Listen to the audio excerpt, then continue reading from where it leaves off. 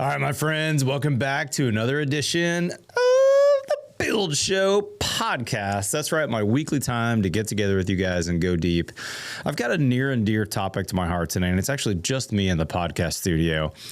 I've been thinking a lot about healthy homes recently, and I've been wanting to kind of podcast on my thoughts on this topic, but I thought, what better example than my own personal home? Some things that I did right, and a couple of things that, frankly, I've realized after the fact that I could have done better. So with that being said, we're going to talk healthy homes. I've really got three main points for you today. Good indoor air quality, non-toxic materials, and energy efficiency. So on those three bullets, I'm going to get into what I did at my house and, frankly, what I did wrong at my house.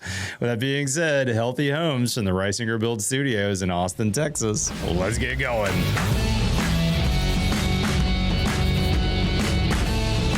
All right, guys, before I jump into some stories about my own personal healthy home, I want to talk to you about a new product that just got introduced at the very beginning of 2025 that totally blew me away. The product is called Firepoint. It's by a company called Arklin. And this product is a CDX sheathing that has an intumescent coating on the outside. So think plywood sheathing, real plywood, with a coating on the outside that literally can give you a better fire rating than using standard 5/8 gypsum board on top of your sheathing on the outside. The reason why it's able to do that, it has this intumescent coating on the outside. Do you remember this firework as a kid that we used to play with called the black snake? It was like a little black pill that you would light the pill and it would kind of explode into a big snake that would kind of grow and grow. That's your version. That's you and I's version of working with intumescent paint as a kid. And that's basically the same type of technology that these engineers at Arklin use to make Firepoint.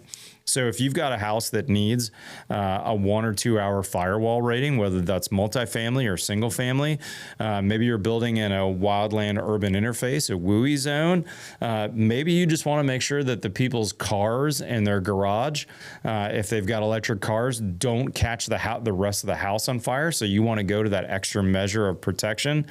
This is your product. It's called Firepoint. You can just Google Arklin Firepoint and find the landing page. They've got a great sales team. This is not stocked everywhere yet. It will be in the future. But if you get a hold of these guys, they can tell you how you can get it for your project. All right, guys, let's jump into today's topic, which is healthy home. You may know that I built a house from my personal family. I completed it in 2022. I moved in November of 22. So, gosh, we're coming up on 3 years now that I've been in my new house. And you probably know I've got children. I have actually 4 kids that are living in that house, plus a dog.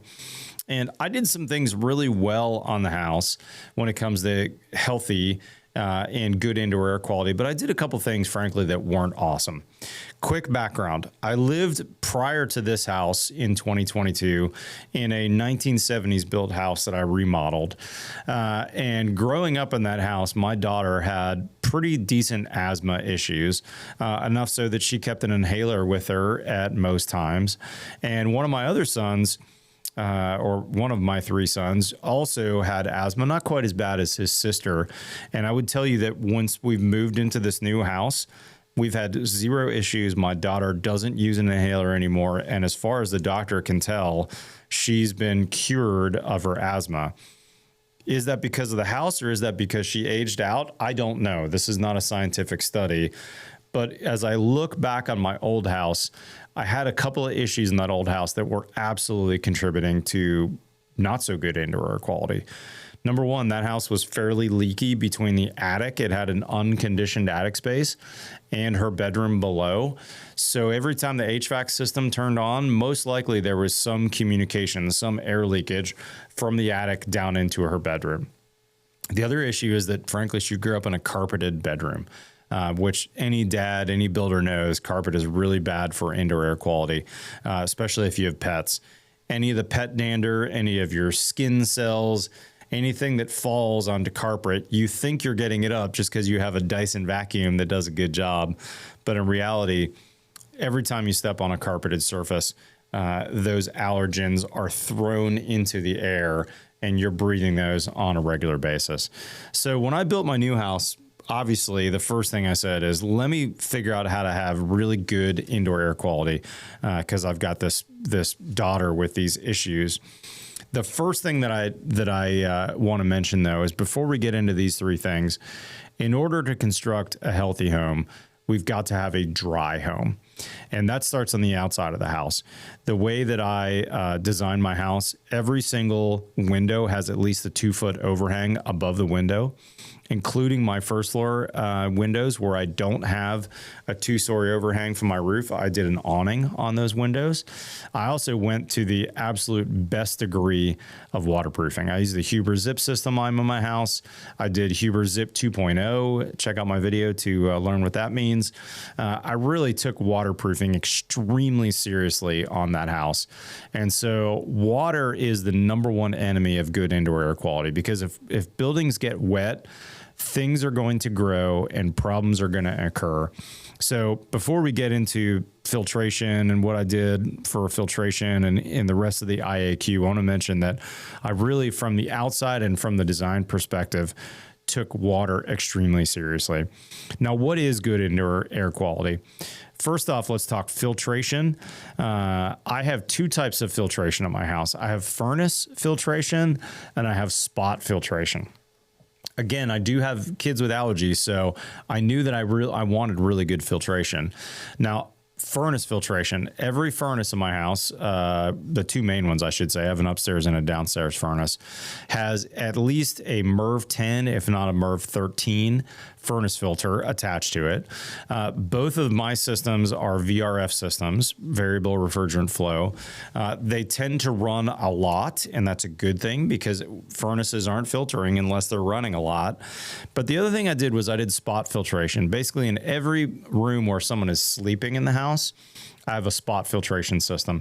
I have 3 or 4 different brands. I think I've got an Aprilaire, I've got a Carrier, and what's the third one? I've got a third brand in the house, frankly, because those are different brands that gave me units over the years. But everywhere someone's sleeping, I have a good filtration system. And a quick word of advice on filtration systems.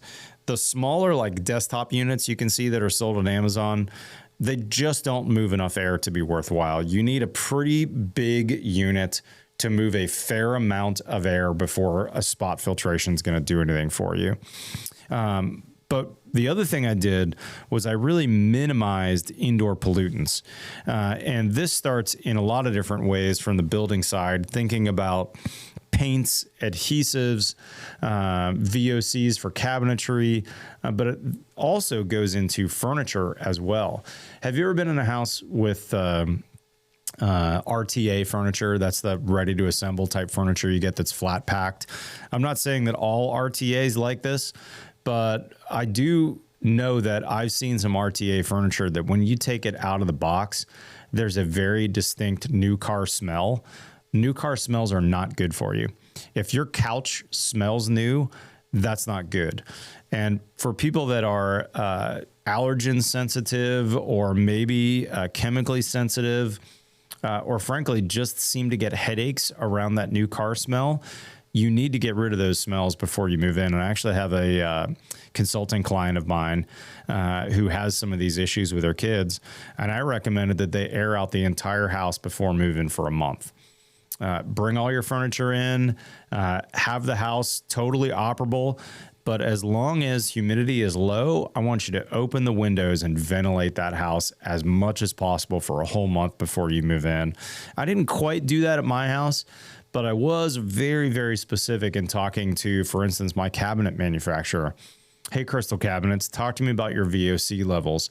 Talk to me about whether you meet the CARB requirements.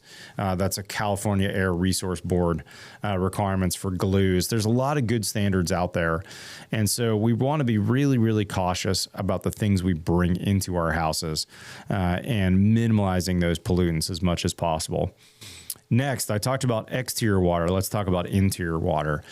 controlling humidity, especially if you're building in a house in the South, but this can be true in any part of the country, is incredibly important. We need to make sure that our houses are able to maintain sometime between 40% or somewhere between 40 to 60% humidity at all times. And this is especially true and especially a big deal, I should say, if we have any type of fresh air system.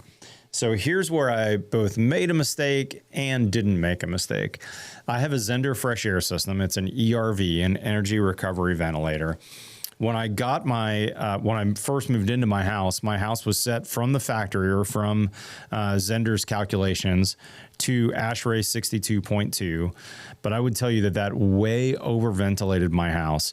And even a very, very efficient, literally the world's most efficient ERV still raised the humidity in my house much more than I expected.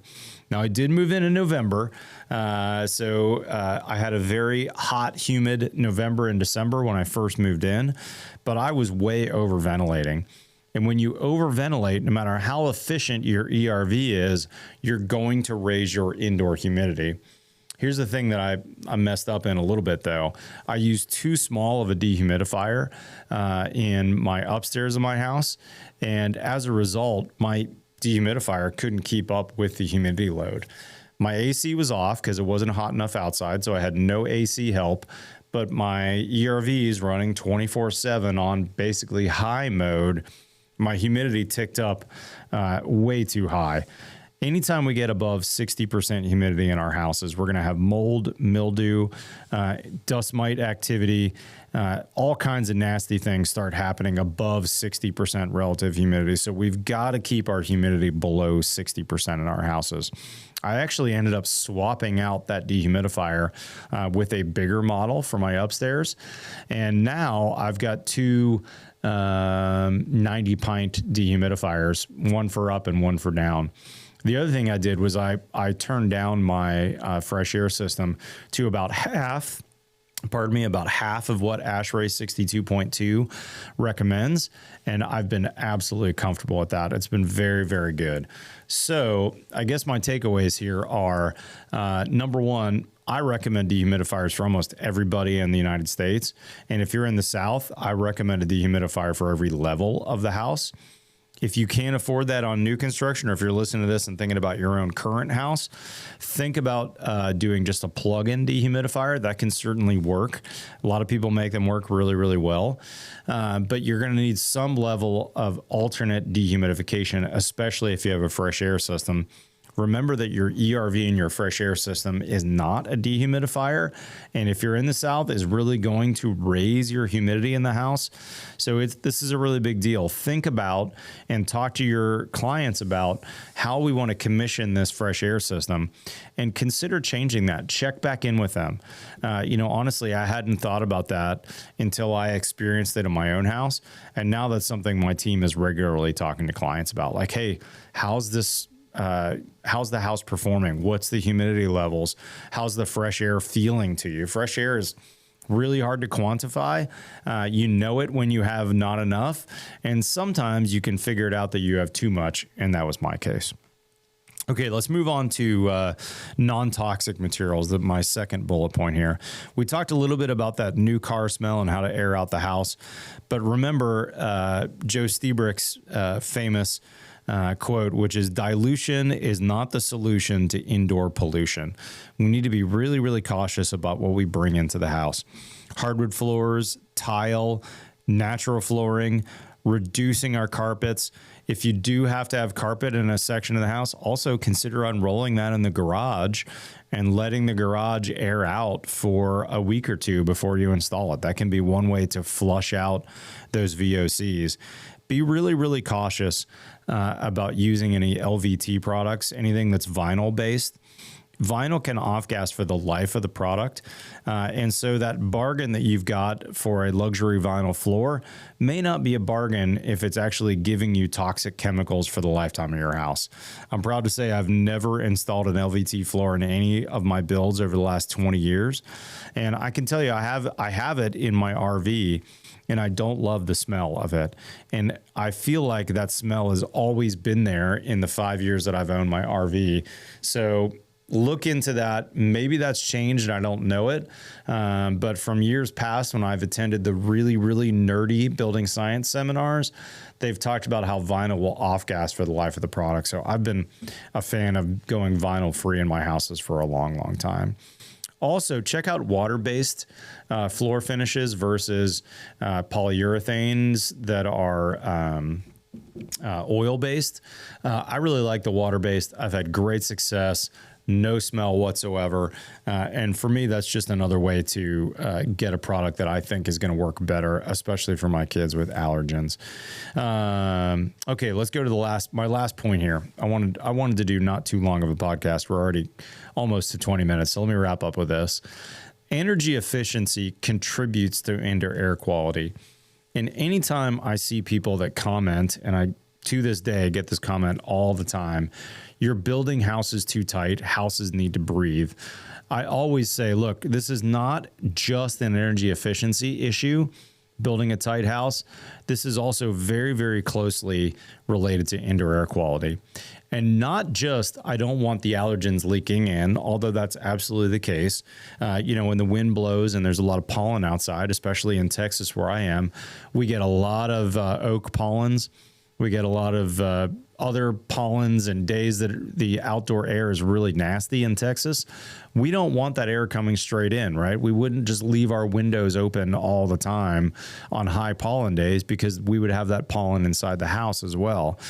The big reason, though, that I always refute that houses need to breathe thing is when air leaks into a modern house built to modern codes, there's going to be a place where condensation occurs on the inside of the walls.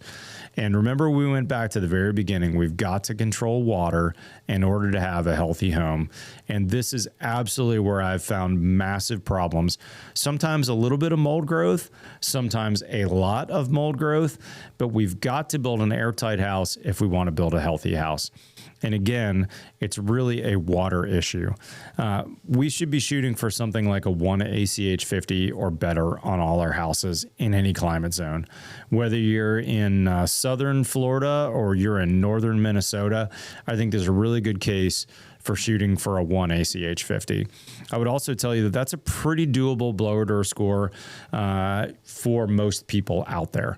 Do you have to change all of your construction practices? Probably not. But if you change a few of your construction practices and consider carefully the window and door package, it's not super hard to get to 1 ACH 50. It can be hard to get to passive house levels, which is 0.6 ACH 50, but you can make it to 1. Let me end with this. I saw Joe Stiebrick give this presentation one time, a long time ago, and it was very, very helpful to me. He took a 4x8 sheet of drywall. This is actually an article I believe I read from him.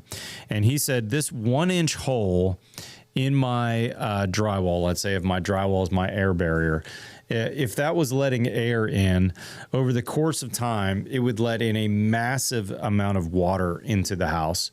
We need to control air movement because air is much more important than vapor diffusion is the point of the story. If you go check out some of Joe's articles, he can explain it better than I can. But the point is that a small hole that lets air in can let a ton of moisture through. Whereas we as builders tend to really focus on this minutia of vapor barrier and perm rating and all this other stuff, when really we need to think about how do we stop those small holes in our envelope. Guys, thanks for joining me as I think about this healthy home issue. Hopefully you gain some wisdom from my own personal house. I think the one takeaway that I'd like for you to think about here is if you don't currently have spot ventilation in your bedrooms, I've really noticed between having fresh outdoor air delivered to my bedrooms all day long with or all night long with my ERV, and that spot ventilation in each one of my rooms. And these are big units. So I've got a pretty decent sized Carrier standalone, a decent sized Aprilaire standalone.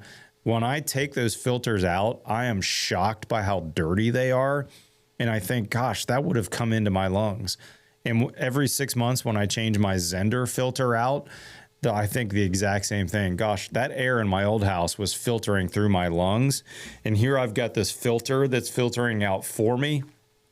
I would much rather have a piece of equipment filter all those nasty things out than do it through my lungs. This is a really big deal, but if we think about it critically, if we build an airtight house and a really water managed house, we can build amazingly healthy homes, and I think avoid some of those problems that my kids had as children. Guys, thanks for joining me on a one-on-one. As you know, we've got new podcasts here every single Friday. This has been a really fun thing to be podcasting now. I think this is our 4th year for the Build Show podcast. Hit that subscribe button if you're not currently a subscriber. We'd love to have you join us. And by the way, over on our website, thebuildshow.com, I think we now have 4 other podcasts on there besides mine, talking about the business of building, talking about how to build a great house, talking about building science. We've got some great content over there, so I hope that you do consider checking that out. In the meantime, follow us on Facebook or Instagram. Otherwise, we'll see you next time on the Build Show podcast.